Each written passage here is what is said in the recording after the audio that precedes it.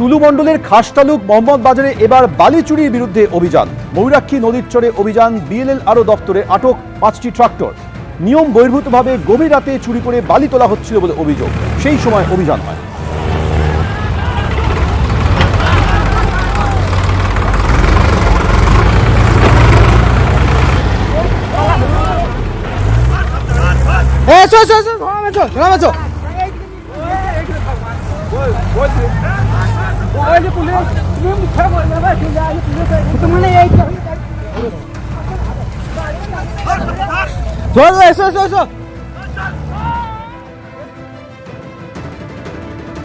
তোলাবাজির অভিযোগে নৈহাটিতে গ্রেফতার বালি মাফিয়া। বালি পাচারের অভিযোগে পুলিশের জালে মনোজ দাস। এলাকায় তোলাবাজি এবং বালি পাচারের অভিযোগ রয়েছে তার বিরুদ্ধে। ভোট পরবর্তী অশান্তির ঘটনাতেও অভিযুক্ত এই মনোজ দাস। কেন ধরা হলো?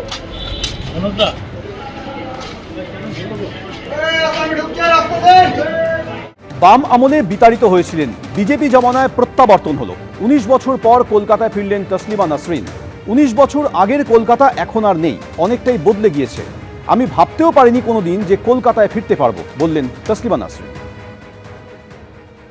দিদি, এই যে প্রায় 2 দশক পর কলকাতায় ফেরা, যে অভিজ্ঞতা নিয়ে কলকাতা ছেড়েছিলেন আর আজকে যে অভিজ্ঞতা নিয়ে কলকাতায় এলেন, দুটো যদি বলেন। এয়ারপোর্ট থেকে কলকাতায় নিশ্চয়ই গাড়িতে দেখতে দেখতে এসছেন।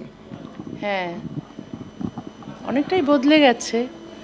সেই 19 বছর আগের কলকাতা এখন আর নেই। তবে আমি যে ফিরতে পেরেছি এটাই আমার কাছে খুব আনন্দের বিষয়, কারণ আমি তো ভাবতেও পারিনি যে আমি কখনো কলকাতায় ফিরতে পারবো। তবে এই যে সেকুলার মিশন ট্রাস্টের ওসমান মল্লিক আমাকে আমন্ত্রণ জানিয়েছেন, এখানে আমার কবিতা পাঠ হবে। তো তিনি ব্যবস্থা করেছেন সিকিউরিটির, মানে পশ্চিমবঙ্গ সরকারের কাছে অনুরোধ করেছেন, তো সরকার রাজি হয়েছেন, সে কারণে আমি আসতে পেরেছি। তবে আমি ধন্যবাদ জানাই ওসমান মল্লিককে এবং ধন্যবাদ জানাই, কৃতজ্ঞতা জানাই পশ্চিমবঙ্গ সরকারকে, কারণ আমাকে সিকিউরিটি দিচ্ছেন, সে কারণে আমি আসতে পারছি। আর কলকাতায় এসে খুবই ভালো লাগছে। এককালে তো আমি এখানে ছিলাম, কখনো যে আমাকে চলে যেতে হবে এই প্রগতিশীলদের শহর থেকে, এটা ভাবতে পারিনি। আমি ভেবেছিলাম বাংলাদেশ থেকে আমাকে তাড়িয়ে দিয়েছে, ঠিক আছে, ওটা তো জিহাদিস্তান হয়ে গেছে, ওটা মৌলবাদীদের দেশ হয়ে গেছে, আমাকে তাড়াতেই পারে। তবে মৌলবাদীরা আমার ফাঁসির দাবি করেছিল, কিন্তু সরকার যারা আমার মাথার দাম ঘোষণা করেছিল, যারা অন্যায় করছিল, যারা বাক স্বাধীনতায় বিশ্বাস করে না, মত প্রকাশের অধিকারে বিশ্বাস করে না, তারা তাণ্ডব করছিল দেশ জুড়ে। তো সরকার ওদের পক্ষ নিয়ে আমাকে দেশ থেকে তাড়িয়েছিলেন সেই 32 বছর আগে। কিন্তু কলকাতায় এসে আমি ভেবেছিলাম এখানে তো আর কেউ আমাকে তাড়াবে না, এখানে তো সবাই বাক স্বাধীনতায় বিশ্বাস করে, গণতন্ত্রে বিশ্বাস করে, নারীর অধিকারে বিশ্বাস করে, লেখকের স্বাধীনতায় বিশ্বাস করে, সুতরাং কলকাতা থেকে তো আমাকে কেউ তাড়াবে না।